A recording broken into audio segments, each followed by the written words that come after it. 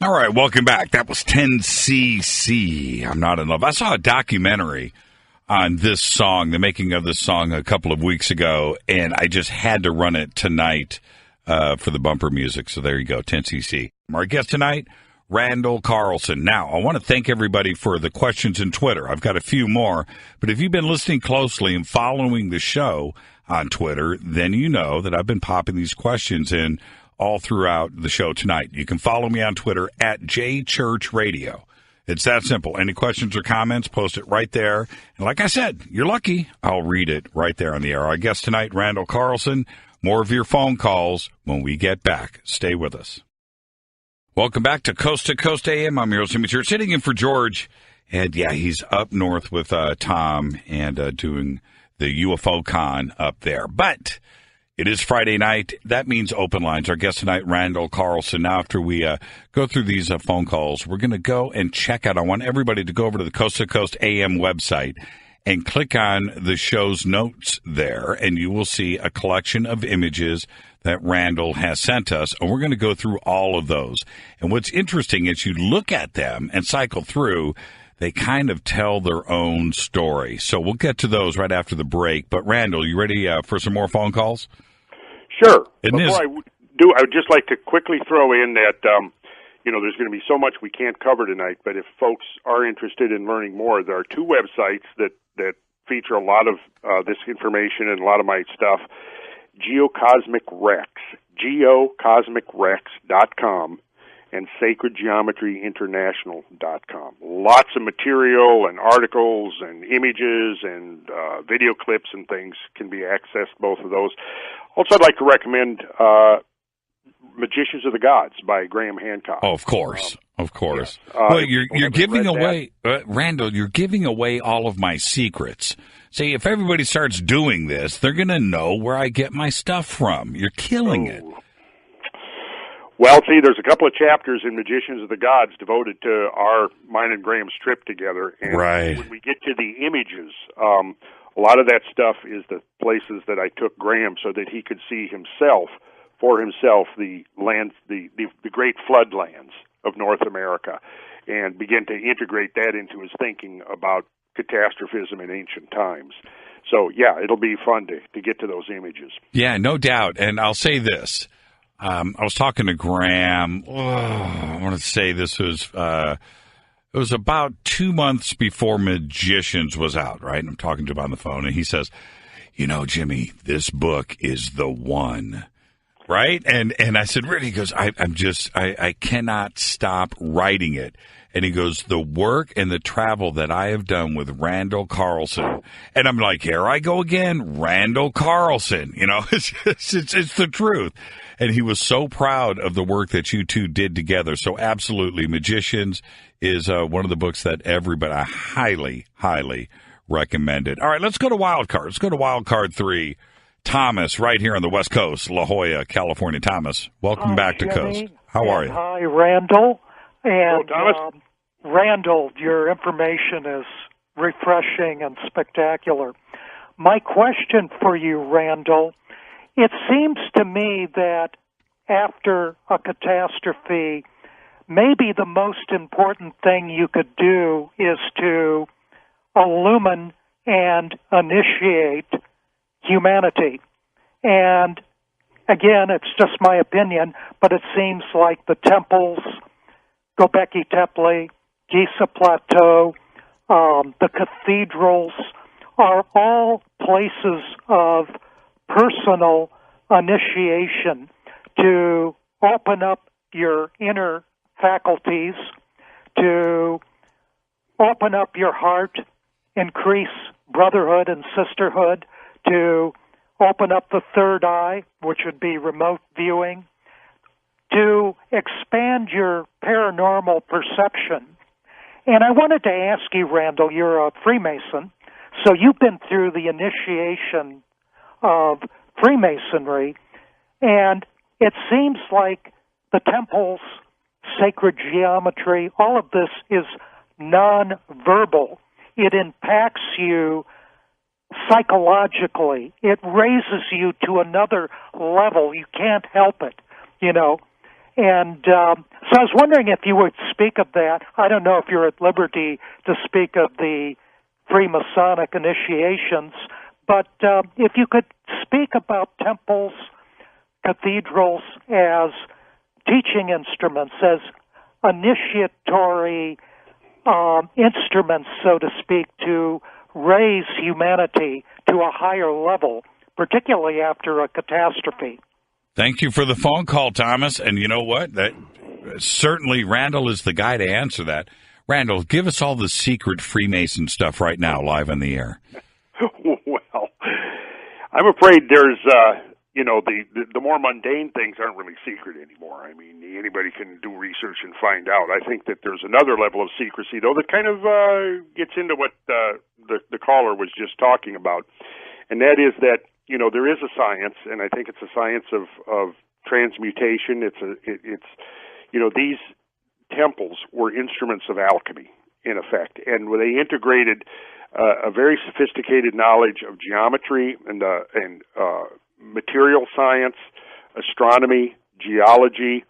They all show the same features. They're oriented to the sky. They can serve as astronomical observatories. The passage of celestial bodies determine the axial orientation of these structures and also contributed to the geometry of them, the form that they took. They're also cited with respect to certain geological features on the Earth. This was what, I don't know if you've ever interviewed Paul Devereaux in his work with the Dragon Project over the years. And showing that many of the megalithic sites are cited with respect to the fault lines in the Earth, which would have been the conduits for the transmission of subterranean water flow.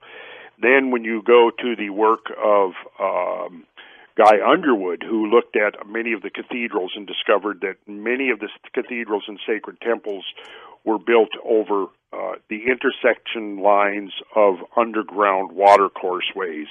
Oftentimes, sacred springs were the sacred temples were built around springs, which are known to have unusual energies that can oftentimes influence people's consciousness. And a lot of that is woven into the Masonic ritual, no doubt. I think a lot of the overt imagery is there, but the understanding of that imagery has kind of declined over the years. I think perhaps we're on the verge of a revival of understanding, I think, and I would like to believe so anyway, that there is a sacred science that is being preserved in the ritualism and symbolism, not only of Freemasonry, but many other venues as well. Kabbalah and the Hermetic traditions that have come down to us. The stories of the Grail legends are very powerful teaching and initiatory means. And if you immerse yourself into the Grail legends, we kind of was a reference to this extraordinary time during the High Middle Ages when the Gothic cathedrals were going on. Well, simultaneously, you had the rise of Templarism, the rise of Catharism. You had the emergence of the Grail romances over a 50-year period, which is just an extraordinary literature tradition, and clearly connected with these other phenomena. You had the first appearance of the Tarot decks, which of course are loaded with symbolism, initiatory symbolism. The Cathar movement in southern France. The schools of Kabbalah that started up in Spain. I mean, this was an incredibly fertile time, spiritually, academically, and so on, when all of this stuff was going on. And what we can see when we start looking into this phenomenon is that there's a lot of correlations between these things, and you begin to put the pieces together, and you realize, I think what we're describing here or talking about is a type of a high science. When you read the Grail stories, I think it becomes pretty evident that that's what we're talking about, because if everybody I think kind of knows the story is that you have the pristine land there with the sacred center at Camelot, right? And you have Arthur with his 12 knights, which again could be, an astronomical allegory for the sun surrounded by the wheel of the zodiac with its 12 signs, and the temporal changes within that cycle. But if you recall, what happens in the story is that eventually King Arthur falls into illness, or sometimes it's Anfortas, or sometimes it's the Fisher King. The stories are very protean. They can shift almost dreamlike between characters, and one character can step off and then another character steps into the role. But what we see is the same idea, that the king becomes debilitated, and as he does, the land roundabout becomes a wasteland.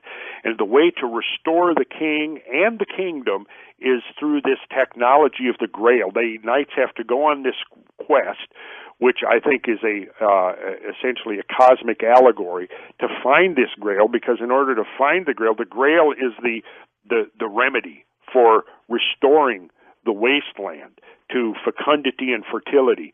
And when the Grail is found and the king drinks of the Grail, not only is the king revived, the land around revives. And as I've gone into the Grail literature and some of the very specific and very idiosyncratic wording and descriptions that are in there, it very much sounds like it's describing a technology, and the application of this technology is certainly inferred to be in the aftermath of a catastrophe that basically turns the fertile land into a wasteland and now has to be restored. And I don't know if you've ever talked to anybody who has discussed the work of Wilhelm Reich. Yep. Yeah, okay, then, his work showed that there was a phenomena that he called orgone energy, which is entirely consistent with all of the initiated traditions from all over the world, whether you called it ki or chi or prana, or the many, many terms that have been applied to this subtle life energy.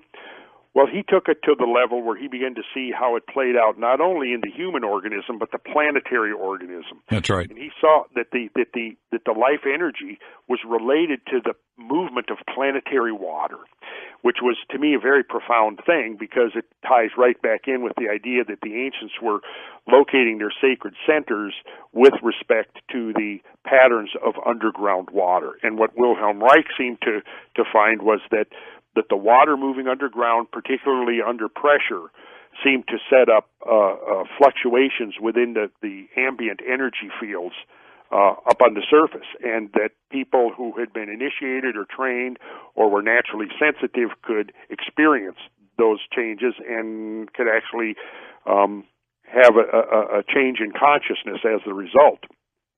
So yeah, there's this whole tradition, I think, that a rich tradition about that, and it's been handed down, and I think a lot of the Freemasons are sitting on a lot of this and don't realize it. They don't realize what they're sitting on.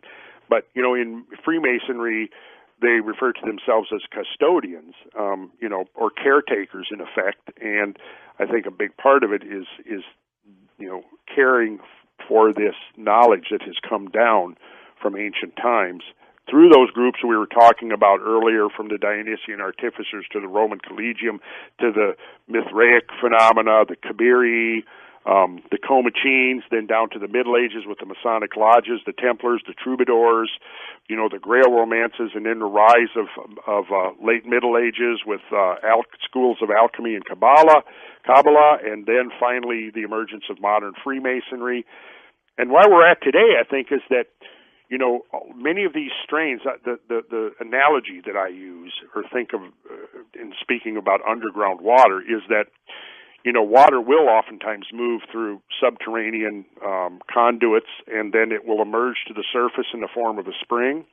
And there are rivers that will emerge from the ground and then disappear back into the ground.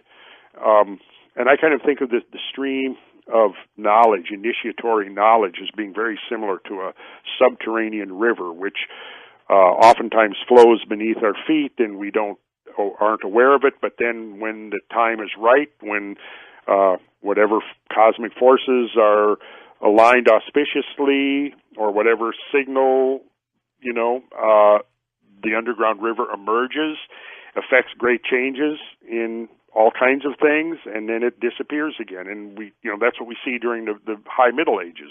It's like this stream emerged for 150 years, and just like water pouring into a desert, all of a sudden it begins to bloom with all of these extraordinary things. And it doesn't take long, right? It doesn't take long for it to happen. No, it doesn't. And that is one of the great mysteries of history.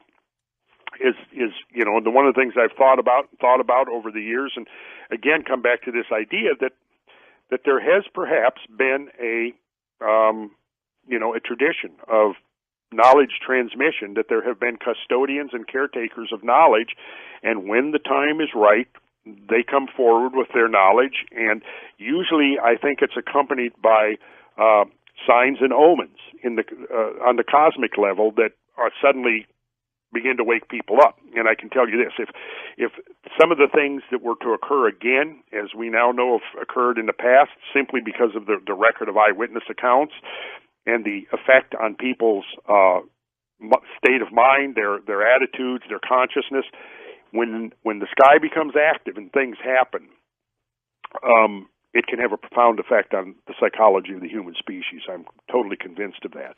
And if the cycle comes around in such a way that things begin to happen, and then at that point, it's like, okay, now the omen is there. It's time to come forth with our knowledge, and people are going to be ready, and they're going to be receptive, because something has now come along that's going to lift their attention from the normal, mundane trivia of day-to-day existence to the fact that we are part of a much greater existence.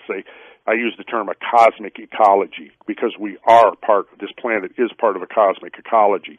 And from time to time, that the cosmos makes itself obvious that we are part of a greater reality. Let me see if I can get you to answer this really quickly. We've got about 30 seconds here. Why doesn't modern science respond? Why can't we get modern science to take a look at this and start to study? Well, again, I think it's politics. I think there are entrenched paradigms, and the existing hierarchy of social power is entrenched and linked inextricably with these conceptions, and to challenge those is to challenge the existing hierarchy of power. And this is we started to have that discussion earlier a little bit. The idea that humans are now the dominant force for change. If you come along and you say, well, wait a second, maybe it wasn't humans that wiped out the great megafauna at the Ice Age, as people have been led to believe and told in academic curriculums for half a century. Maybe it was something from the sky. Maybe it was something cosmic that happened. Exactly. Well, let me jump in right there, Randall. Amazing conversation tonight. I'm your host, Jimmy Church. Our guest tonight, Randall Carlson. This is Coast to Coast AM. When we come back, we're going to go through Randall's images on the site. Stay right there. Yeah, the band is called The Church, so there you go. They'll always make the bumper list. Unbelievable song. Now, check this out. A shaman in Malaysia says that he knows where Flight MH370 went, where it is, and when it will return. His name, Ibrahim Mat Zin. And he's using his unorthodox methods involving, check this out, coconut juggling and bamboo telescopes. And he says he has determined the fate of the doomed flight. Now, you can check out the full story right now over at coasttocoastam.com. And sometimes truth is stranger than fiction, right? Well, the story is right there. Go check it out. Our guest tonight is Randall Carlson. It's Friday night. Now, we're going to open up the phone lines for everybody right after this next segment. But right now, I want everybody to go over to Coast to Coast AM, click on the show notes, and start to look at those images, because we're going to go through all of them with Randall when we come back. I'm your host, Jimmy Church, sitting in for George Norrie. This is Coast to Coast AM. All right, welcome back to Coast AM. Our guest tonight, Randall Carlson. Now, I'd like everybody to go over to the Coast to Coast AM website, coasttocoastam.com. Click on the show notes for tonight's show, and you will see Randall's images. All right? And what I would like to do with Randall, the first three images, Randall, are all up in Montana, but they're all just a little bit different, aren't they? So let's start with the first one, strand lines. What are we looking at here?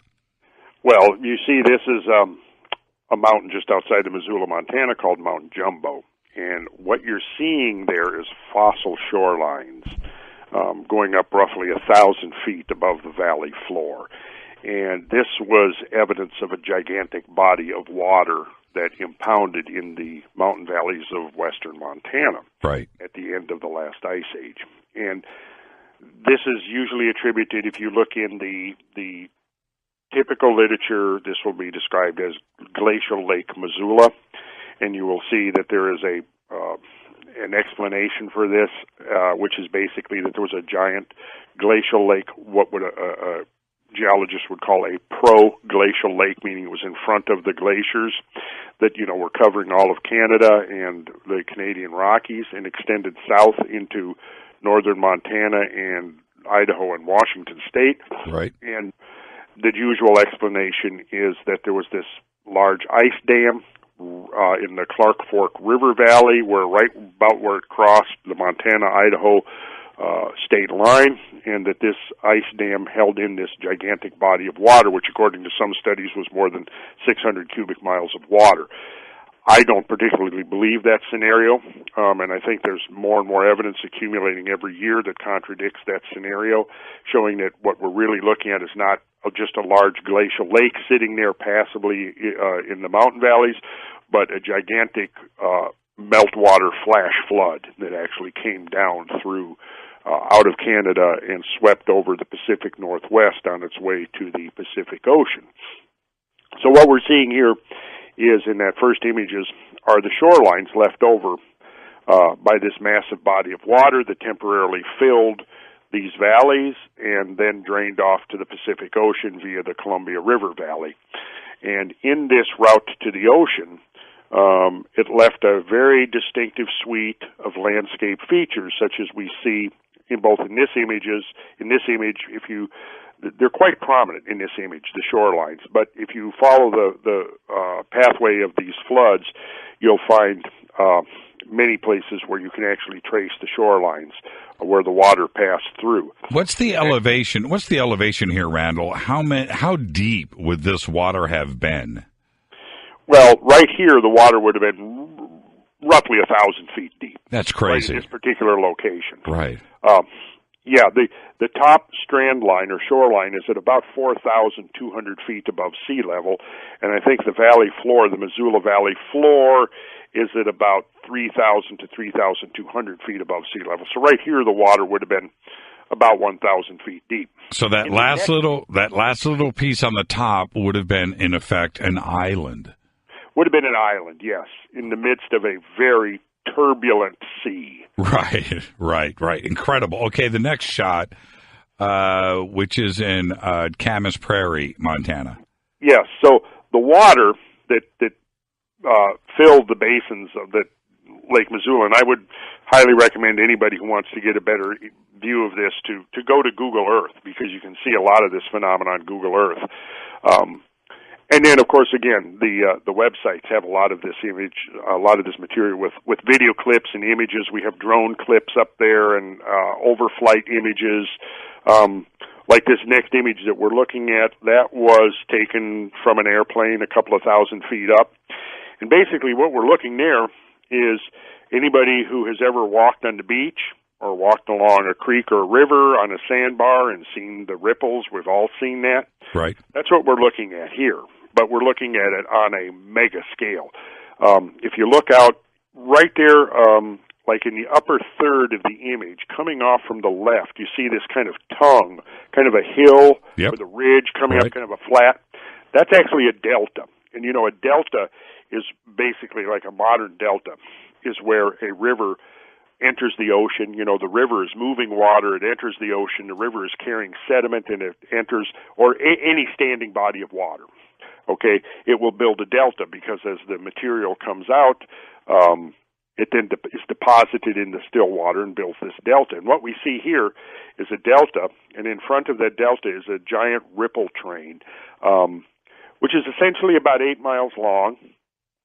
The biggest of these ripples are about 50 feet in amplitude. So in other words, if you're standing in the trough between these ripples, you wouldn't see over them. You would be between two elongated hills that are 40 to 50 feet high. Right. It's an it's immense in scale. I mean, when you look at this, it's almost hard to imagine, but that's the way it was. It was water. Yes, this was a short-lived phenomenon. It was fresh water coming off the rapidly melting glaciers and sweeping down over the land, drowning the land. In this particular case, in this valley, if you go to the next image, you will see the current ripples are pretty evident. You can see down in the lower left-hand corner, you'll see a farm. You see a couple of roads there that'll kind of give you the sense of the scale. Right. In this particular place, the water was about 1,400 feet deep at its maximum and about 8 miles wide. So if you can, try to visualize a river that's 8 miles wide and 1,400 feet deep. There's nothing even remotely like that on Earth today. That's right. But this was part of some, and see, where I part company with the more orthodox explanations of this is they tend to look at this and can't get around the fact that, this is obviously catastrophic. But what they do is with the current prevailing explanation, the catastrophe is pretty much limited to a regional catastrophe. Well, before we run out of time, Randall, and we've got to get to these other images, when we go and look at the layers of sediment and the stratigrate, on down, how long was this event?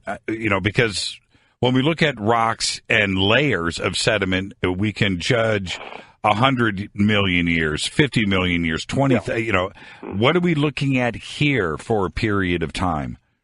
Oh, I would say we're probably looking at the time between the initial melting, the flowing across the land, and you see what this is, Jimmy, you have to think of this as a gigantic flash flood. Right. So the duration of this thing is very, very short in the geological time scale.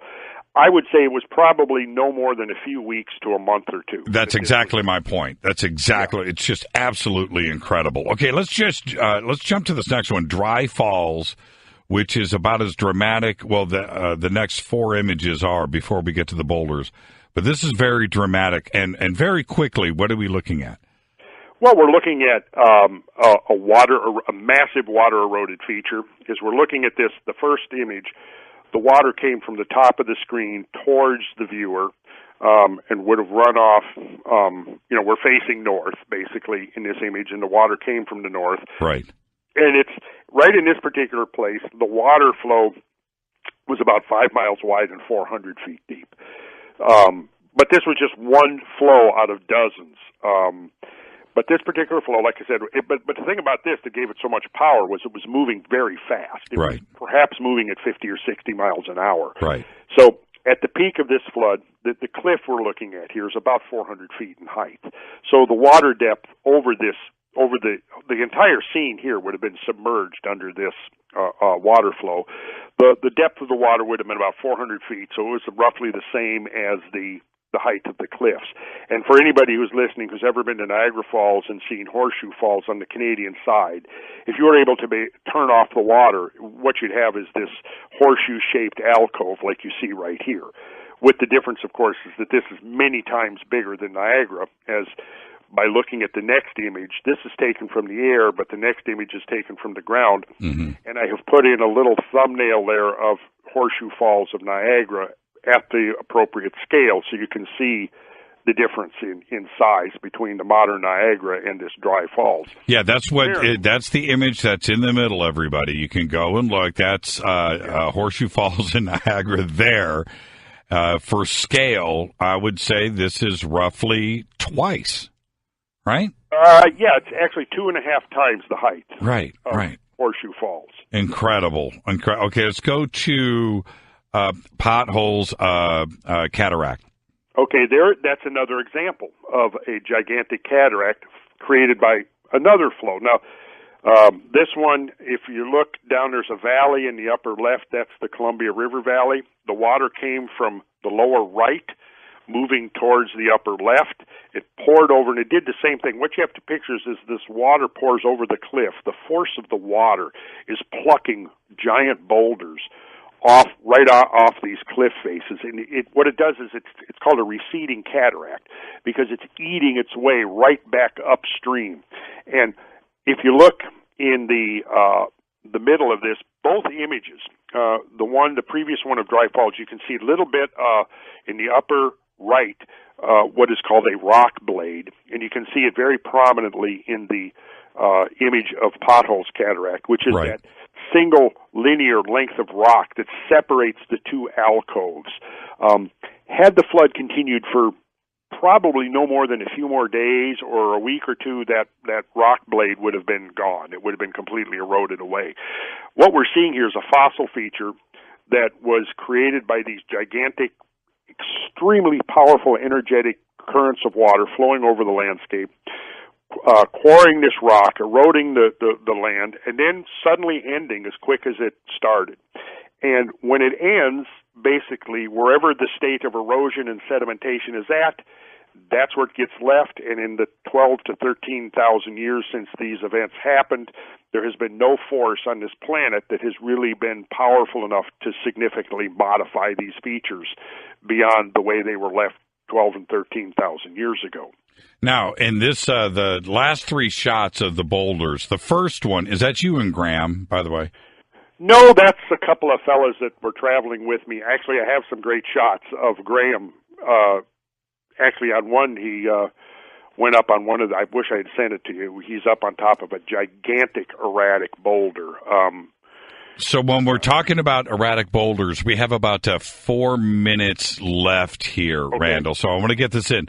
This is an example of the force of nature and water moving these boulders from one spot to another. Yes, but they're not being moved. They're moved by the water. Yes. If they were being carried by the water alone, the rocks would have been rolled and tumbled and broken up and fractured into much smaller stuff. In order to preserve a rock like this size, there's only one way it can be carried, and if you go down to the last image, you'll see that this 19th century illustration by Edward Real shows the means by which these gigantic boulders were conveyed on icebergs. And the icebergs are being carried in these catastrophic floods. If we look at the middle image where there's this big round boulder with one gentleman standing in front of it, right, we see that it's sitting in a mound of debris. That is called a berg mound because these icebergs are the result of the fracturing and the breaking up of the great ice sheets. And you've got two images here. We could post up 1,000 images of these giant boulders. They're everywhere. They cover thousands of square miles of the Pacific Northwest, strewn over the land in river valleys and so on. They were carried aboard icebergs.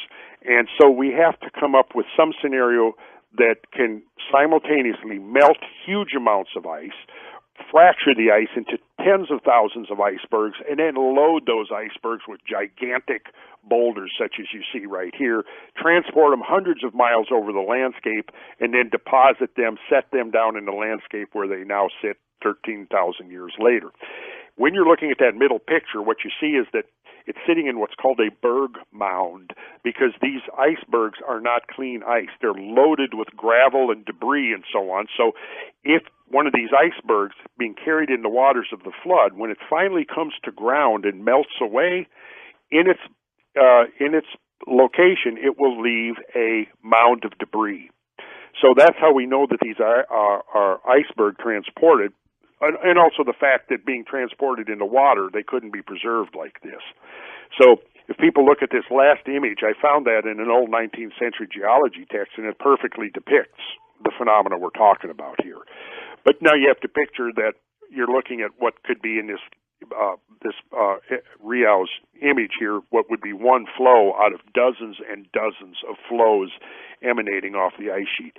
And what I'm showing you here is I've got over 10,000 images, Jimmy, that I have taken of catastrophic features all over the North American continent.